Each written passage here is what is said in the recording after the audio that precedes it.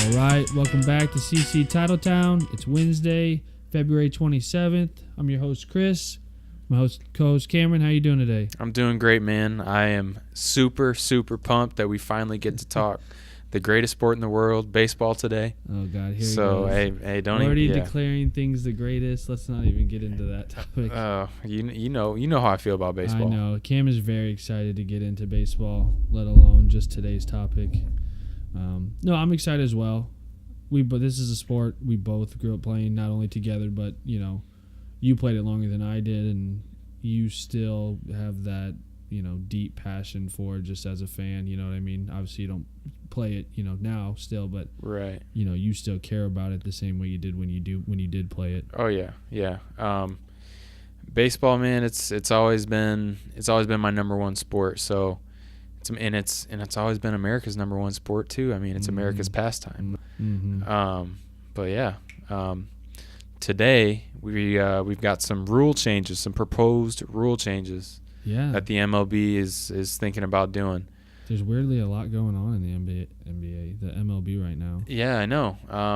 And the season hasn't even started. We're only like 2 weeks into spring training. We got all this drama. I love it. I know. It's not often exciting things are happening in baseball season or off season. I mean. Right. You know what I mean? So Yeah. Tell me some about the new proposes. So yeah, we've got the mound visits. That's a rule. That's a new proposed rule. They're going to limit the mound visits. So in 2018, they put a limit of 6 on the mound visits, yep. and according to some stats that I was able to look up before our podcast, it decreased the 9th inning time by an average of 5 minutes. Now I know that's not a lot, but you add a little thing here, a little rule change there, and it shortens the game quite a bit. Couple tweaks to those 5 minutes can add up. Yeah. But now I was reading and watching some different things earlier. Why is there even mound visits in the first place? Yeah. So I mean, like, what happens if you just got rid of them entirely? They call the bullpen. They warm up the guy they want to warm up. Yeah. When it's time to bring him in, bring him in. Yeah. So the importance of mound visits a lot of times is just pitchers. Pitchers are strange, man. A lot of pitchers are head cases. Just want to, either the catcher or the pitching coach wants, maybe they see something mechanically, want to go out and talk to your guy and be like, hey, man, just calm down. Remember what we worked on. Just settle him down a little bit. Right. Help him remember his mechanics. Sometimes you'll talk strategy. Hey, what pitch do you want to throw this guy in this situation? Whatever count you get in. What did we throw him last time? We saw this guy.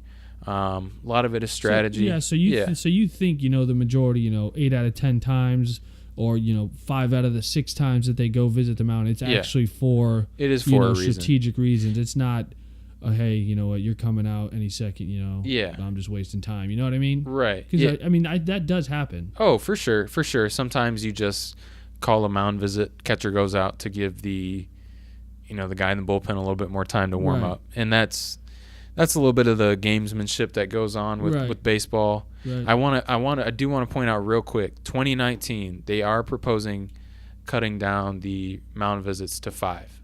Right. So every mound visit's going to be important. At that point, it becomes, okay, we have to use these, very strategically in crucial times, and, we can't use them at, those lackadaisical times. Or right. Just, if he's having a mental breakdown, okay, do we wait? Let's see if he can get out of this funk, or, instead where, okay, let's just go out there. Let's, because that is part of the game that can slow down a baseball game. For sure.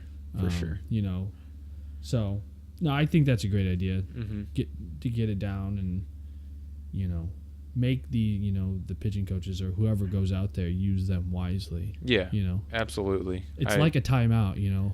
Imagine any sport having unlimited timeouts. Mm-hmm. You know what I mean? Mm-hmm. Yeah, they don't get to talk to the whole team, but he gets to go out there and talk to the pitcher and sometimes the infielders. Yeah, the infielders come in. They talk like. A lot of times when I pitched, His kid was a beast on the mound, let me tell you. the middle infielders appreciate that, man. The middle infielders, like, he would come up and say, hey, if I tap my glove twice or something, I want you to pick back, to second or whatever, Right.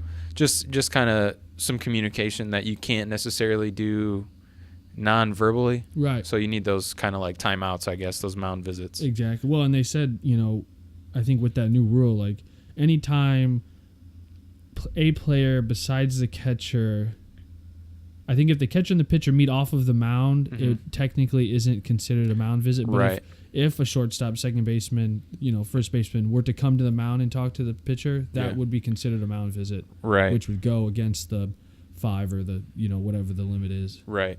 Yep.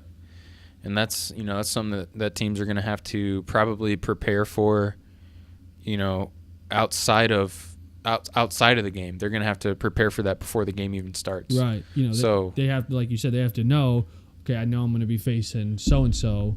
I need to know ahead of time what my game plan sort of is. Yeah, and everybody needs to know the game plan, Right. not just the pitcher and catcher. Exactly. You got to know how to align your infield and your outfield and everything. Right. So, there won't be as many, mid-inning, I guess powwows you can call them. I don't know what you want to call that. Yeah. But no, I think that'll be a great idea. Another one that the MLB is proposing is the 3-batter minimum. That was for 2019? Yes. Okay. Yes. I don't know if that's going to go through or not. Right. And a couple of these are going to be pushed to 2022, but we'll let you know. We'll let you guys know which ones those are. Yep. Yeah, but this one hasn't been set in stone yet. No, not yet. I think they're still testing it in spring training. Right. 3-batter minimum per pitcher, right? Yeah. So kind of break that down, and how would you break that down? So basically, the 3-batter minimum, you would have to, if a pitcher comes in, I assume this is for anyone besides the starting pitcher. Right. So obviously, leaving injury out of the case. Obviously, if someone gets injured, you've got to bring in another pitcher, whatever. Right. But if somebody, so say it's the second pitcher coming in, like the sixth inning, yeah, they have to face a minimum of 3 hitters. If it's at the start of the inning, they have to face a minimum of 3 hitters. Right. Now, I don't know the exact how they're going to enforce, like if you come in the middle of the inning. Right. But my theory is, okay, the 3-hitter minimum applies if you start the inning. Mm-hmm. You don't want to have a pitcher come in just to get out a left-handed hitter. Say there's 2 guys on base. You bring in a lefty to face a lefty coming up next. Right. He gets that one guy out, and then you got another pitching change. Right, and that's very common. That happens almost every game. I feel like. A lot, yeah. Or it's thought about at least through every game. Yeah, in high leverage situations, which, hey, I understand you want the best matchup you can possibly get, but it slows down the game quite a bit. Oh yeah. So for the average fan, maybe the casual fan, you could say, right. Maybe that's kind of not appealing to them. Having one pitcher come in. And then, he faces one hitter. Now you got to wait the 2 or 3 minutes for the commercial. Exactly. I mean, because it could essentially be one pitch that pitcher comes in, exactly, and gets a ground ball, and then they take him out. Right. Right. And or let's say he gives up a home run. Right. Exactly. In any situation like that, and that that's part of their strategy, and which is great. Like you want to have those advantages on your team, knowing, okay, if he comes up in this inning, we can throw so-and-so in here. Right. But at the same time, you're right. That's where you have one of those mound visit comes out and says, okay, if we get up to, Harper, we're going to bring in somebody. Yep. And your time's going to be done. Mm-hmm. Exactly. Mound visit's over. Player's warming up. Comes in, gets the batter out. They already got another pitcher warming up. Yep. Come out and have another mound visit. Yep. Let that pitcher get ready. Mm-hmm. Then they bring in another pitcher, you know what I mean? So there's 2 timeouts, 2 mound visits within essentially one batter. Right, exactly. And that's what the MLB is trying to avoid. They want to, so let's say, for example, a guy comes in the beginning of the inning. Let's say he's a left-handed specialist. Right. He's going up against Bryce Harper. Left-handed pitcher specialist. Yes. For those who may not understand that. Yeah. Facing Bryce Harper, he gives up a base hit. With this rule, he would have to stay in the game, whereas before, he would come out. Right, regardless of that outcome of that, that's the typical strategy. Right. He would come out after giving up the lefty specialist. Depending who's up next, but yes. Right. So now, with the rule, he'd have to stay in for at least 2 more hitters. Right. Now, let's say, I hope I don't know if they've tweaked this proposed rule, but I would like to see this. Let's say you come in with 2 outs in the inning, and you get the last guy out. I don't think he should have to come out again. You don't think he should have to come out in the next inning? I don't think so, no. I don't think he should have to come out and pitch in the next inning. See, I feel the opposite. I mean, really, I guess that's luck of the draw. If that batter does come to the plate this inning, but we could have the same instance still. We could still have that mound visit. Well, if this person gets up to bat, just let you know we're going to bring him in. Yeah. And then they could get lucky, and there could be 2 outs. Right, but I think with the mound visits, with the limited number. Right. They've already cut it down to 6. If they cut it down to 5, they're not going to just you're just going to have to know that as a player, like who's going to be coming in. Like they're not going to waste a mound visit on. Right. Like, hey, if this guy comes up, exactly. They're not depending the inning. Yeah. I mean, if it's a 7th, 8th inning and they haven't used any, right, and they got some to spare. It depends. It's all situational. But that still leaves those specialists to get their one batter shot. Whereas the rule basically is saying, sure, if you want to use this guy for this one specific batter, that's fine, but just know he's going to have to face 2 more regardless. Yeah.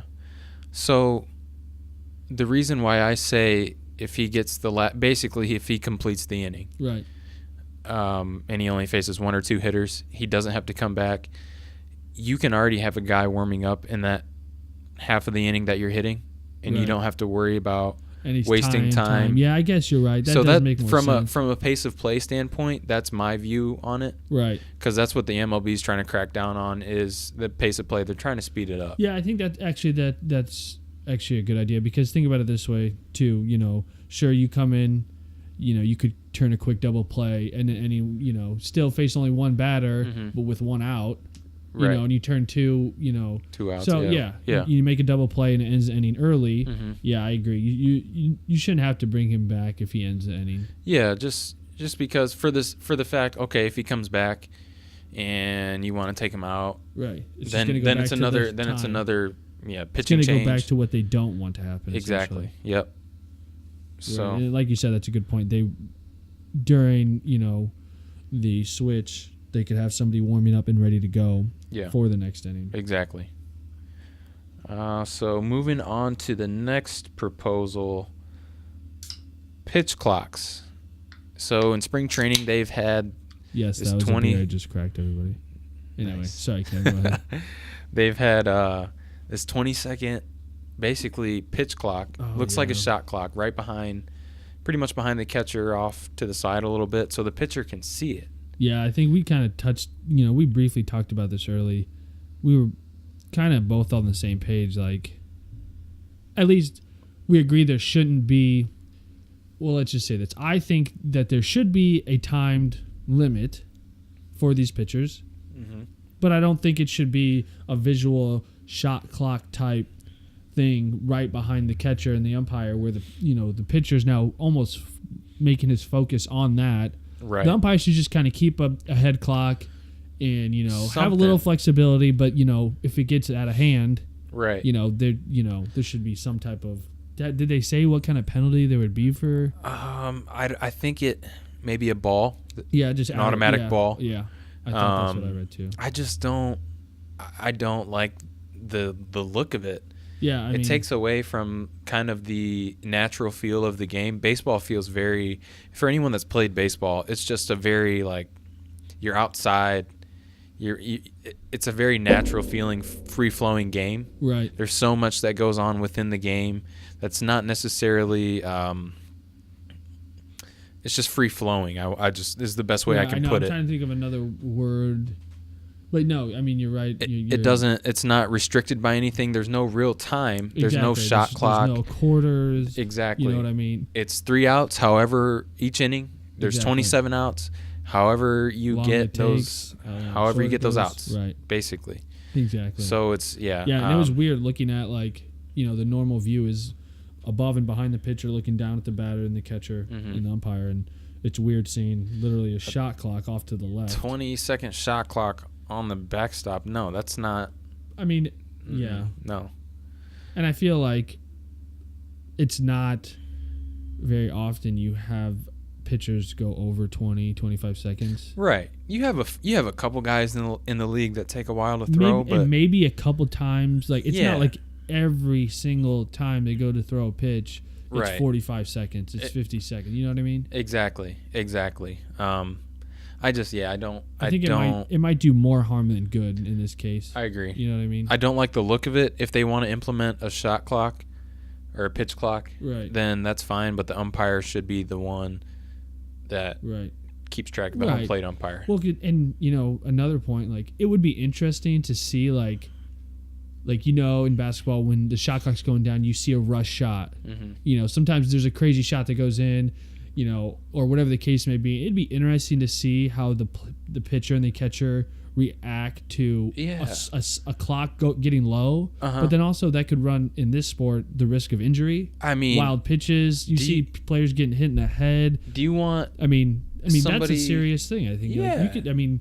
Rushing a throw, injury on your elbow. I mean, some serious issues and injuries could happen from that. Exactly. Just the nature of the game does not allow for something like that. I believe so. Yeah, it's not a sport that, especially for that type of not a pitching, catching, that's something that doesn't need to necessarily be rushed. Right. You know what I mean? I'm sorry. I don't want the pitcher rushing, throwing a 95-mile-an-hour fastball at my head. Right. I'm okay. I mean, it's bad enough that sometimes they do lose control of their pitches and they miss spots. And, I mean, yeah, like I feel like that number would only go skyrocket with the pitch clock. Right, exactly. I don't. And they're rushing the majority of their pitches, and Yep.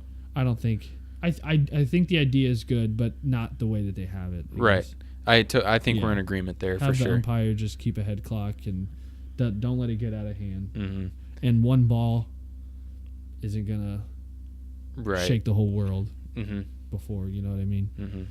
So, but it's at least a penalty, right? And for something. It could cause some drama late in in the innings, and say it's a full count, right? And then he walks the hitter. Exactly, it could cause a little drama, but it's not gonna, like I said, cause an uproar. Yeah. So the big one on here that we've got, the big one, designated hitting, the DH. Now, for those who don't know what that means, I'm gonna let Cameron explain it. Okay. The designated hitter it's only in the American League. So your Yankees, the Red Sox, White Sox. Well, yeah, this guy in the White TitleTown. Sox. Yeah. Those teams in the American League have what's called a designated hitter, and that's literally what they are. All they do is hit. Right. They don't play the field. They don't pitch. They don't do anything else. Because the batting lineup consists of 9 batters. Nine batters, and then you've got the pitcher in the American League does not hit. The designated hitter usually hits for him. Takes their spot. Yep. Essentially. Now the DH can hit for anyone. Right. If the pitcher, I don't know what pitcher you would have hit. Shohei Ohtani. Yeah. He'd be the only pitcher that would hit for himself from the Angels. Right. But you don't see that often. But you don't. Nobody's Babe Ruth out there. Yeah. So usually, almost 10 out of 10 times they're hitting for the pitcher. Right. Yep. Well, so yeah. Go ahead. The National League, Chicago Cubs. Right. For those of you who don't know, I'm a Cubs fan. Chris is a Sox fan. That's something we should have done maybe back a couple episodes and rally off our favorite teams. Yeah, But we'll get to that. We'll save that for later. So he's a Cubs fan. I'm a White Sox fan. So your Cubs, the Dodgers, Giants, all these teams in the National League, we don't have the designated hitter. Our pitchers have to hit. Right. So when we play in a National League ballpark. Mm-hmm. So that It's a home game for them, essentially.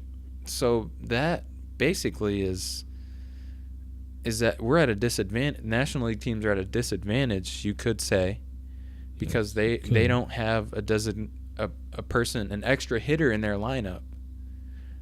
When they're facing, let's say, an American League team in an American League ballpark, maybe they don't have an extra hitter, someone specifically on their roster just to hit. They have to throw in, maybe a backup infielder or backup outfielder just to be the DH. Right. And then you've got a DH, like you got Miguel Cabrera back in his head, a few years back when he was winning the Triple Crown. Right. Like, really? Right. Well, I mean, you could go. It could go both ways, because now think about it this way. Yeah. I got two things for you. It could be an advantage for you guys when we do come to your place and play. Mm-hmm. Your pitchers, essentially, they train for hitting. They train to hit a little bit. Probably more than the National League. American League. Sorry, yes. Yep. But, I mean, is it much more? Maybe not. But they do. Right. And also, I mean, you could pay somebody to be a DH. They're gonna, how many games in a season? 162. 162. So divide that by 2. We need you for at least this amount of games hitting. Mm-hmm. So, yeah, but sure, you're not going to go spend a bunch of money, but to say you always have to use a backup to go be your DH. Yeah, I mean, most teams now have someone that, obviously, a backup.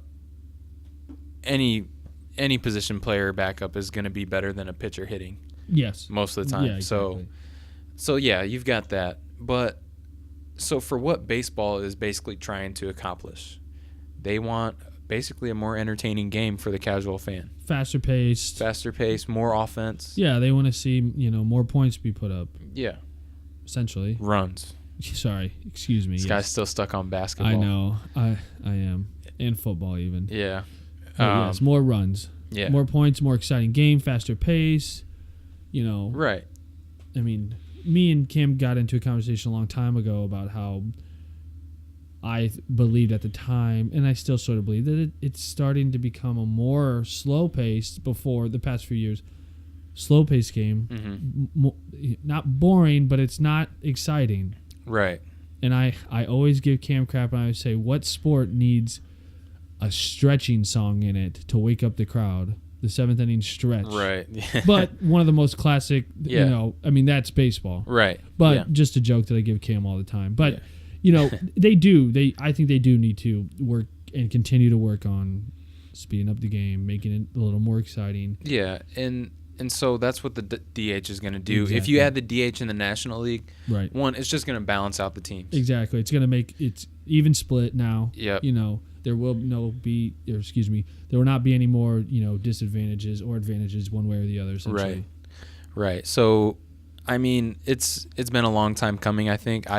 The National League is the only league across all of baseball, high school, college, minor leagues, that doesn't have the DH. Yeah, that's something that I didn't even know. And it kind of says a lot. Like, I mean, everybody's moved on. It's almost time that they need to do the same. And you're paying all these pitchers all this money. Right. You're running the risk of them running out on the bases and getting hurt. Exactly. I don't know. I can't even tell you how many times I've seen, a Cubs pitcher get hurt. Right. Mark Pryor running the bases. Uh-huh.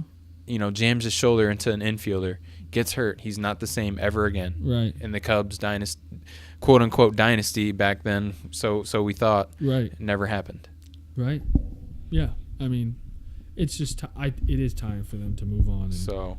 And one great point I saw earlier today was the economic impact that the DH would have. So, for the record, the DH is not going to be instituted into the National League until, at least, they're not even going to talk about it until before the season in 2022. Right. That's when the next collective bargaining agreement comes up. So a lot of owners are like, they're going to have to reposition their money. They're basically, a lot of National League owners feel like they're at a disadvantage right now Financially, right. Because they can't go. They don't think they can't go out and sign a guy to a long-term deal necessarily, because what if his skills diminish? What if he can't play defense anymore? Right. Now I'm paying a guy 25, 30 mil to. He's 34, 35 years old now, And he can't play defense. but he's still got 3-4 years on his contract. Yeah. And, So, I mean, but they need his hitting.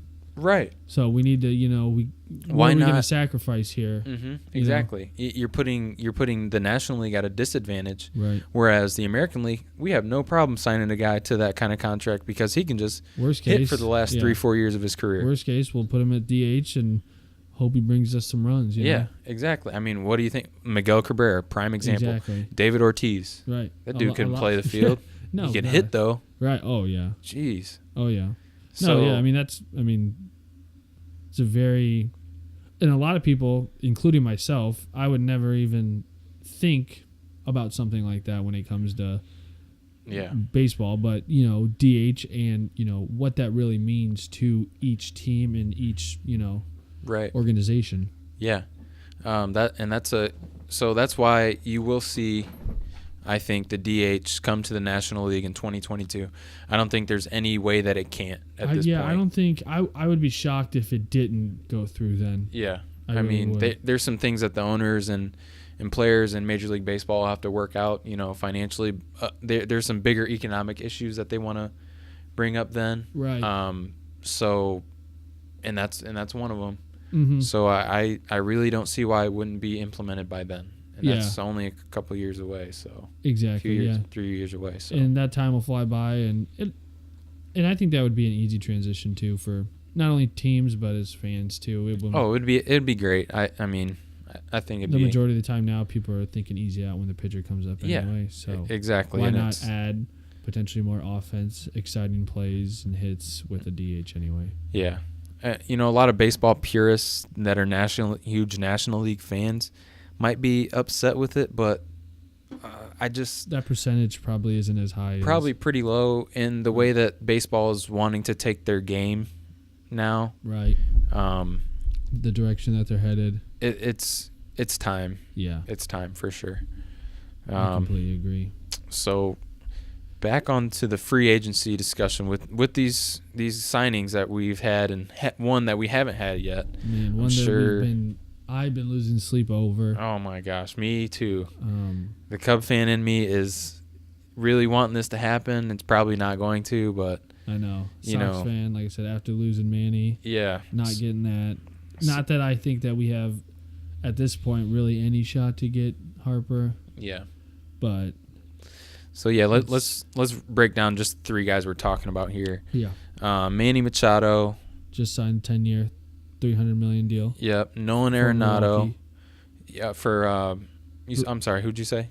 He signed with Milwaukee. No. San Diego Padres. Oh shoot! Am I tripping? Man, not sure where you're looking.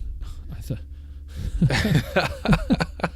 Oh, God. Yeah. No. Manny Machado signed that 10-year. $300 million contract with the Padres. And then we just had Nolan Arenado sign an extension. Yep. For 8 years, $260. Colorado Rockies? Yep. Am I on with that one? You're spot on with that one. Good.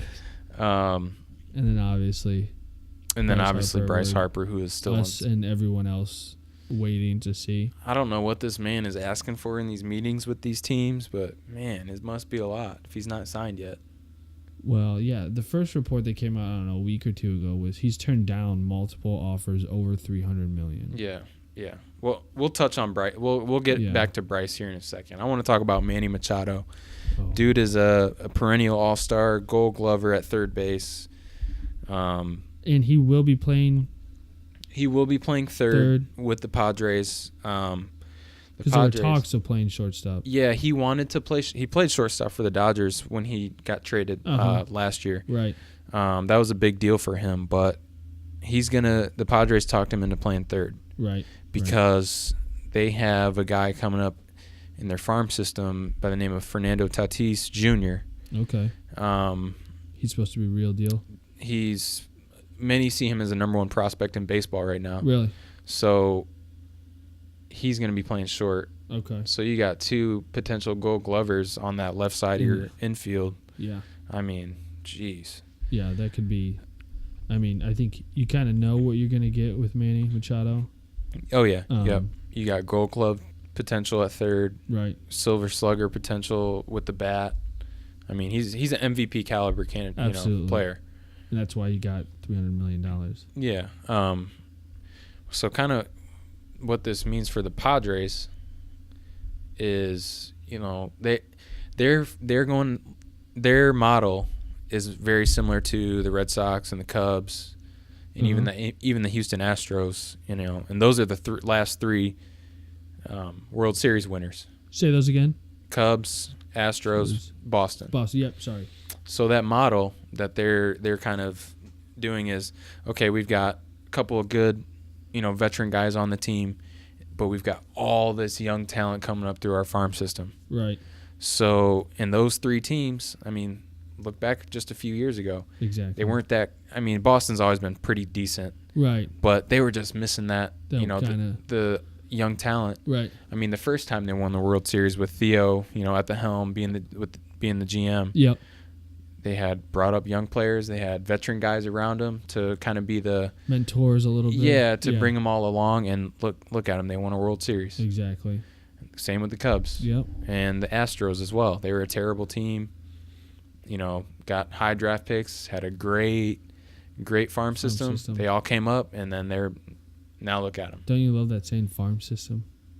Farm system. Farm system. You know who's got a good farm system? Who's that? That's the White Sox. Well, you know what? They do, and that's why they were kind of in the running for Machado for a second. No. Yeah. And they're obviously, we're not going to talk too much about them because they're not worthy of being talked about yet. And they still are. They're more than just a Manny Machado piece away from making a playoff run. Right. They have some players that really need to, develop, which I think they can, but they got some time still. Yeah, they do.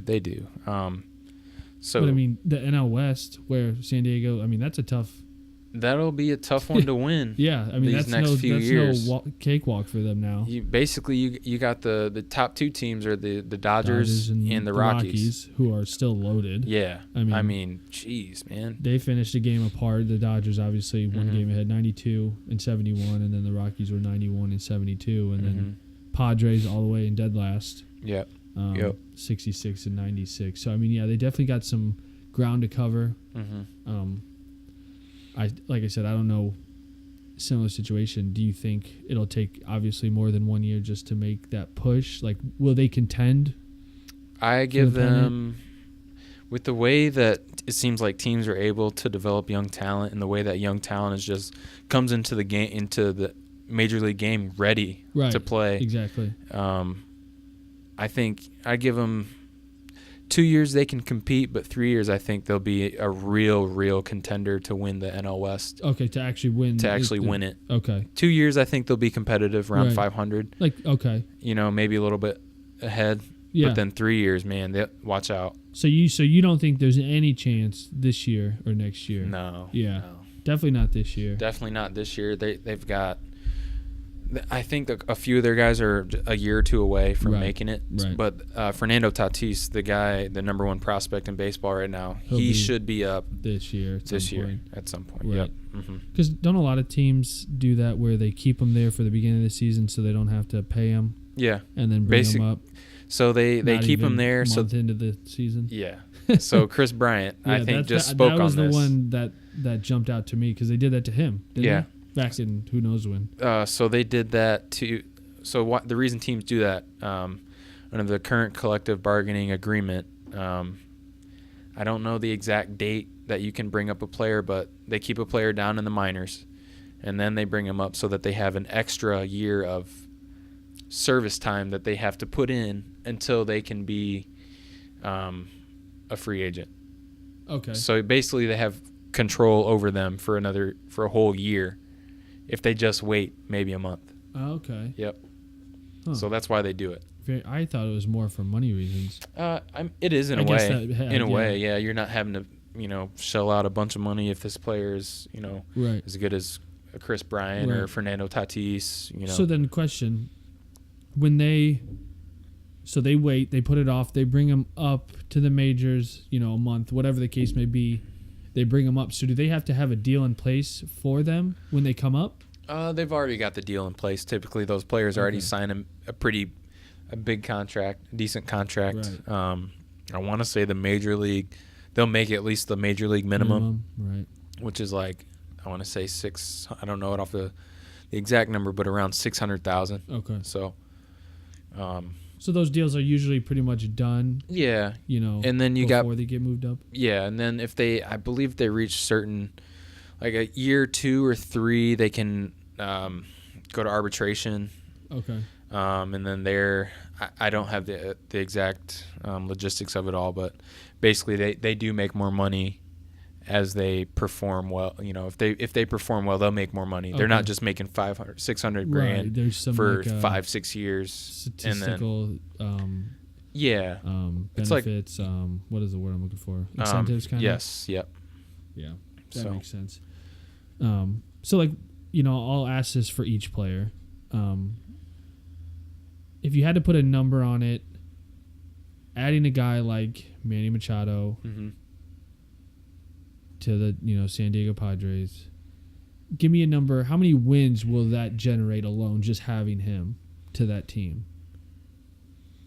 Like, what's a fair number? 66 and 96. Yep, last in the West, NL West. So the thing about baseball, he's getting it's Cam's getting into it. It's a hard sport to like see how many wins. They try to do it with this WAR stat, wins above replacement. Okay. But you think about it. A hitter only hits 4 times a game.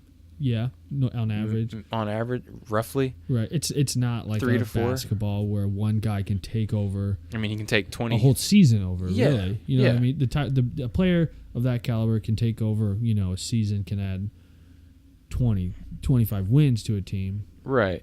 It's a little different. It is. So they don't have the impact. Sometimes they don't even get a ball hit to them in the field. Exactly. Yeah. So it's hard to put a number on it. I'm trying to look up Manny Machado's WAR stats that he had last year. Wins above replacement, for those of you who don't know. Looks like last year was 5.7. Yeah. So 5.7 in wins above replacement. So what that means. Yeah, explain that. Is they use an arbitrary number to figure this whole equation out. But anyways, basically, if you really wanted to know, I could break down that equation. No, please don't, because it's crazy. It's long. Too hard to understand. But basically, wins above the average player at that position. Right. Yeah, that makes sense. So like a single number that presents the number of wins the player added to the team above what a replacement player would add. Right. So, put him there instead of a backup, essentially. Mm-hmm. And that's how they kind of figure that out. Yeah. And how they get this, I have no idea. I mean, the calculation is kind of ridiculous. Like, give me slugging percentage, give me on base plus slugging at batting average. Right. RBIs, give me those numbers, and I'll tell you if they're a good player or not. Right, like, I don't need WAR necessarily. Exactly. Now, I will say the thing about WAR is the higher the number, obviously, the better the player. Right. When you see the top WARs in the league, it's like, oh, yeah, it makes sense. Like, this was a good player, this is a good player. And you see Mike Trout always at the top because he's the best player in the game. So it makes sense in that regard, but how they figure it out, not, But to answer your question, if you had to, I would say, maybe they'll win. I give them an over-under 72.5. Okay, so then you're saying 72.5. So that's roughly 6 games. Yeah, they'd have to win 7 to get the over. Mm-hmm. Yeah, that's fair. I mean, and then you would hope to improve regardless, even if you didn't get him. So yeah, I'll take the over. Yeah, if I had to on that. Yeah, I think that's a fair adjustment for the players that they've got coming up. They have a few. They signed a couple of decent players already in this offseason. Eric Hosmer, I believe, is going to play first base for them. Okay. Solid first baseman. and then obviously Manny Machado. Right. So Yeah. they should improve. Starting to but form that infield too, for sure. It looks yeah, like. exactly. So yeah, they should improve. Yeah, I have a hard time thinking they'll go backwards. Like I said, you'll probably see a much bigger jump in 2 or 3 years for them. Right. So yeah, and then we got next. Let's see. Nolan Arenado. I'm glad you said that first because I had to mess up his last name. This dude is one of the best defensive third basemen probably of all time. He's won 6 Gold Gloves.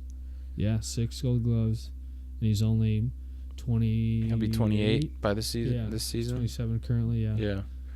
So that's crazy. Man, the dude is he fields everything hit to him. He makes spectacular diving plays. It seems like on a regular basis. Right. So I mean, he's perfect prototypical person you want to try and build your exactly. Yep. team around. Yeah. So with that $260 million extension, 8 for 8 years. 8 years. Yeah. Yeah. And I think there was a opt out. Did he have an opt out? I'm not sure if he had an opt. I know Manny did after 5 years. Yeah. I don't know if Arenado does after 3 or 4. Maybe. Yeah. I don't know. We'd have to check the details on that. But yeah, I mean, I would rank Nolan Arenado above Manny Machado. Okay. He is, and marginally better defensively. Not much better defensively than Manny because he's great. So you're saying they're almost about even? Pretty even. A lot of time, I think Arenado gets a lot of disrespect for playing in Colorado. Lighter air, ball travels farther, whatever. But the dude's splits on the road are pretty much identical. Exactly. So I don't think he should be, penalized for that. He's finished top 5 in the MVP race the last 3 years. You could argue that he could have won it. Those, yeah. So yeah, the guy is a hitter, one of the best hitters in the game. Mm-hmm. Dangerous, man, so dangerous, and obviously he's the best third baseman in the game. Yeah. So he's well deserving of that contract. And so you would take him over Manny? Yeah, I would. I think he's a little. It's splitting hairs, but I think he's a little bit better. Yeah, the numbers are pretty, very identical. Yeah, they're a lot. Very similar. Mm-hmm. Like I said, these are players. These are top-notch players. Yeah, and that's.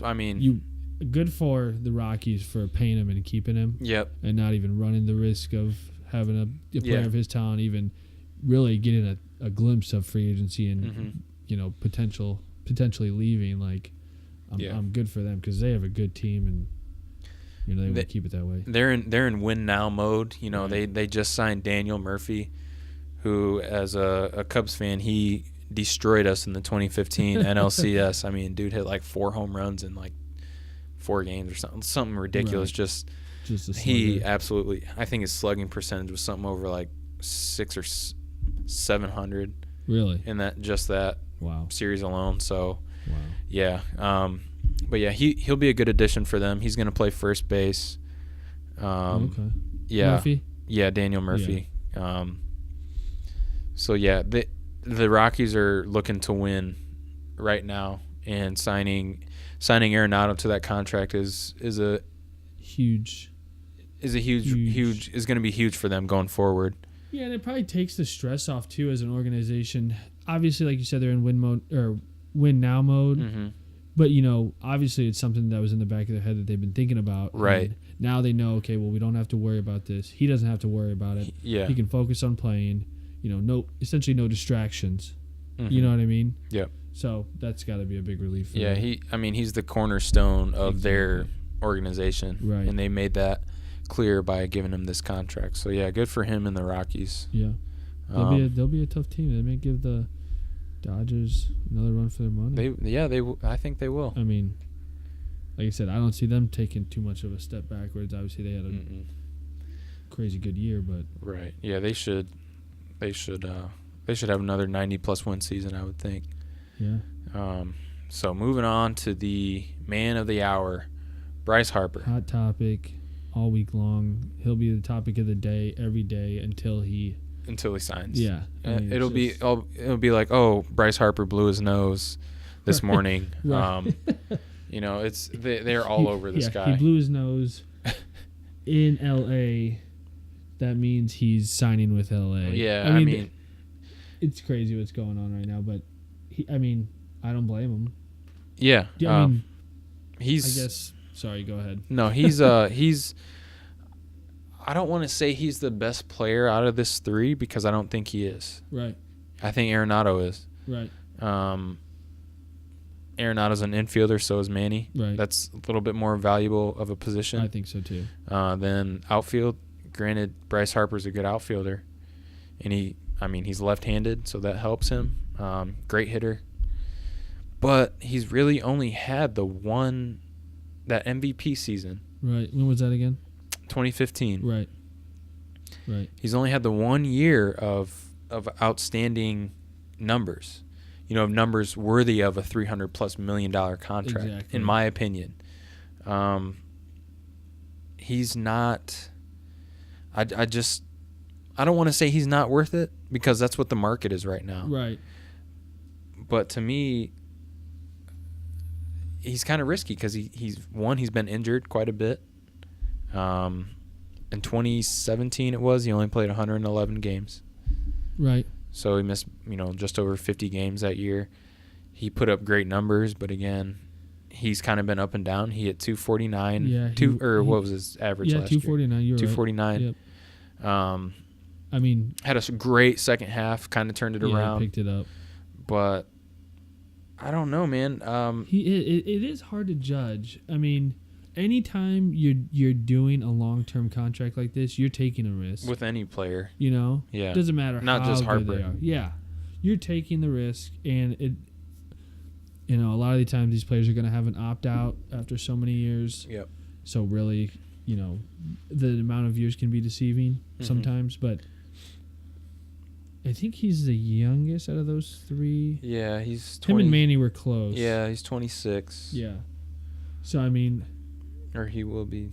Yeah, he's 26. Yeah, he's right in the middle of his prime, too. Mm-hmm. Do you think we've seen the best Bryce Harper?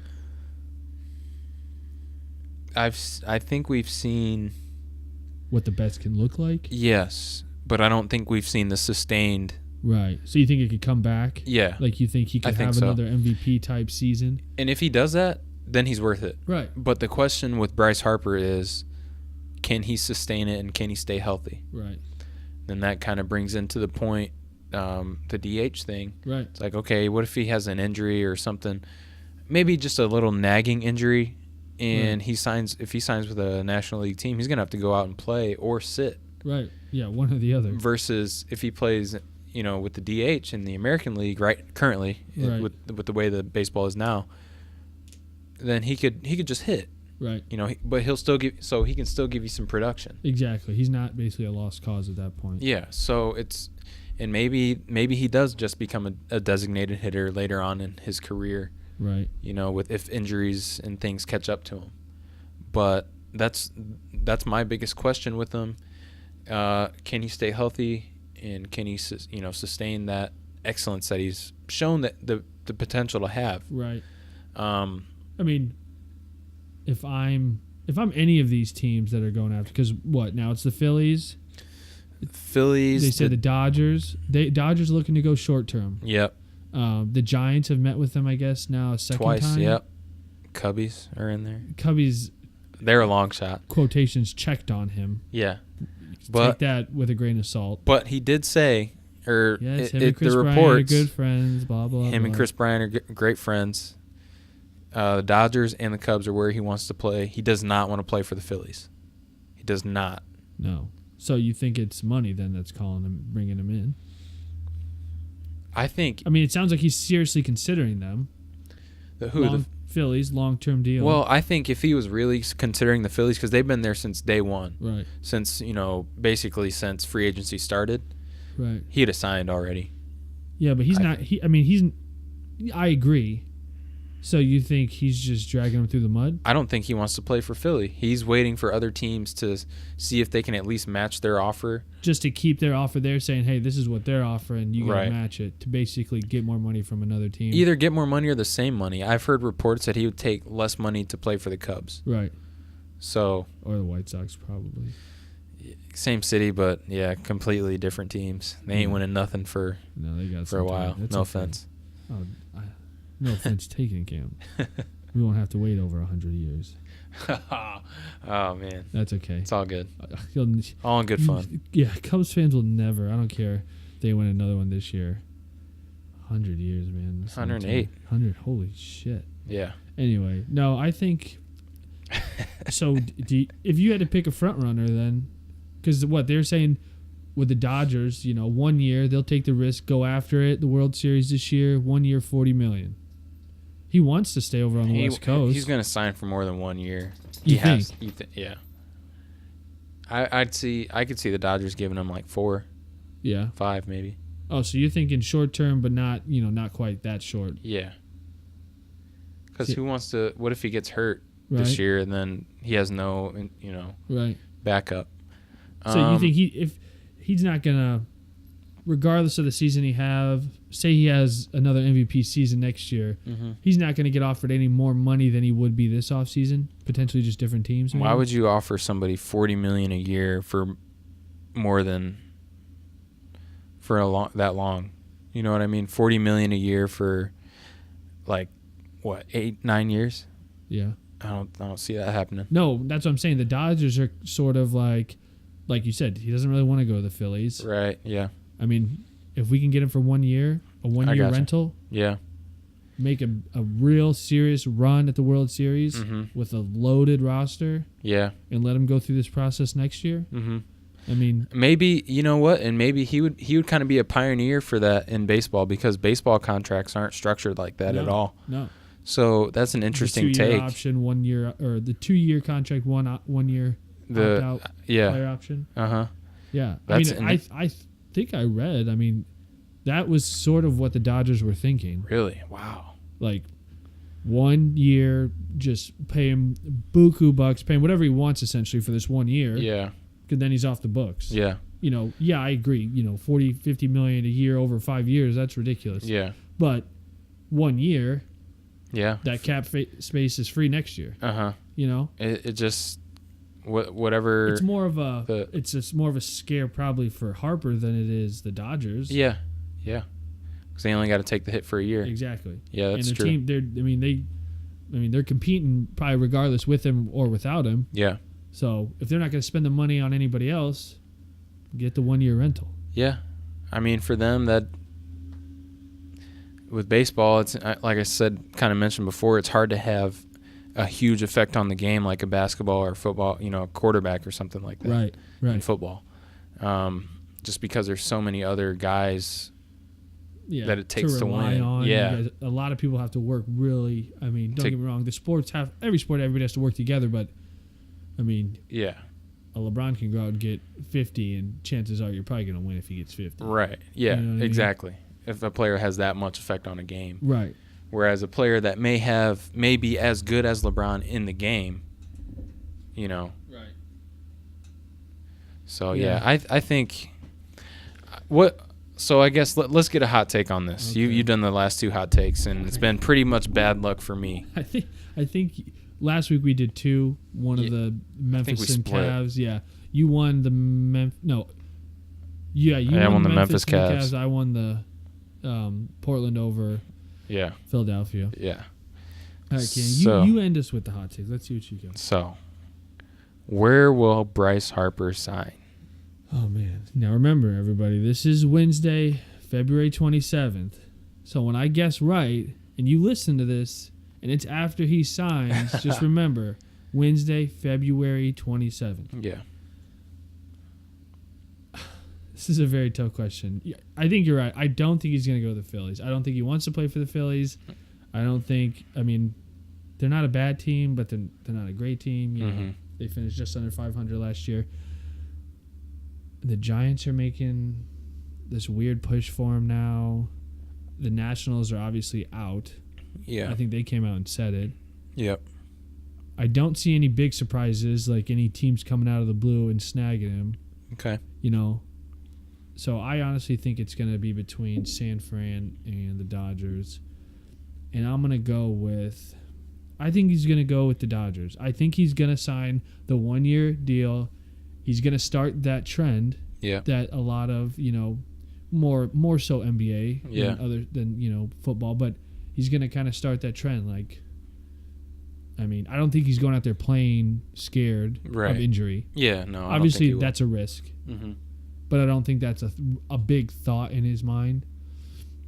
And he's going to take, you know, a very short-term deal, 1 year, huge money, and, you know, just go for that championship hard as hell. So for the World Dodgers, Series, you call it what you want. Sorry. Yes, the Dodgers. What do you think? That was my initial thought. The Dodgers At the beginning of this Bryce Harper talk. Yeah. When I asked you that question, I'm like, yeah, he's probably gonna go to the Dodgers. But man, you probably weren't thinking on a 1-year deal. No, I think, you know what? Why not? If I'm wrong, I don't care. Oh God, here it goes. Damn Cubs is what. But if I'm right, it's gonna be the greatest day ever. Bryce Harper to the Cubs, everybody. Oh God. Yep. Heard it here first. Yep. So what? He takes like I don't know the salary cap for the Cubs, but he takes a short term. I think he'll take about a similar deal to Arenado. How about that? 8 years. The Cubs got that kind of money? They're gonna make a way to have that kind of money. They'll figure it out. They're gonna figure it out. Okay.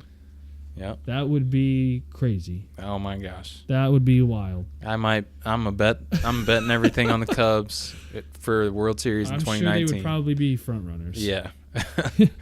That's crazy. Then that would be awesome. I mean, yeah, it would. I don't see it, but that's why we call them hot takes, right? Yeah, that's right. Hey. You never know. Hey, if I'm right, hey, that's awesome. Wednesday, February 27th, remember. Yes. That's right. All right, and those are your hot takes this week on CC TitleTown. I'm your host, Chris, with my co-host, Cameron. Cameron, go ahead and send them off. All right, if you guys enjoyed the podcast today, be sure to subscribe to us on YouTube, Google Play, and iTunes. You can find us there at CC:TitleTown. We'll check you guys next week.